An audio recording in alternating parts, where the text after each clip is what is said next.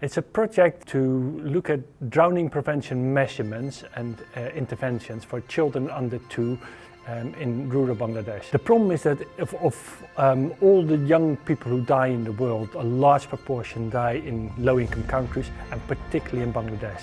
Because particularly Bangladesh is a flat country, it's got loads of water, both waterways, rivers, ponds, canals.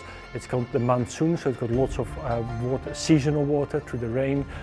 And then in the rural areas, young kids also drown in ponds and even water vessels, like water that's been collected for drinking or washing in the family home. What we try to do is to make this project really driven by the community, and to make, because it's no good for us as academics to come and say this is a lovely solution and then people are not going to use it. So we've got lots of discussions in different kind of ways, using different kind of research methods in gathering data on what's appropriate, culturally appropriate, but also feasible, what is cost effective, because very expensive interventions won't work in rural Bangladesh because people can't afford it.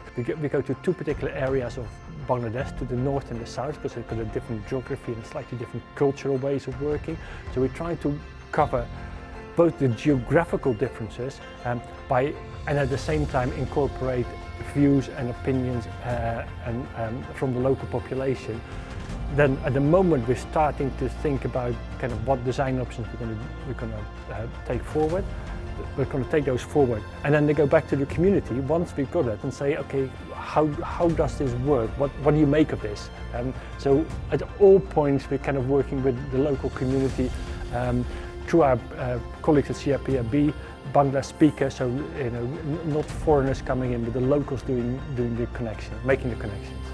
This project has important potential outcomes, and they are in terms of the quality of the research, and they're related to the interventions, the quality of the interventions. But really, the ultimate goal is to save lives. And I can see that we're going to do that.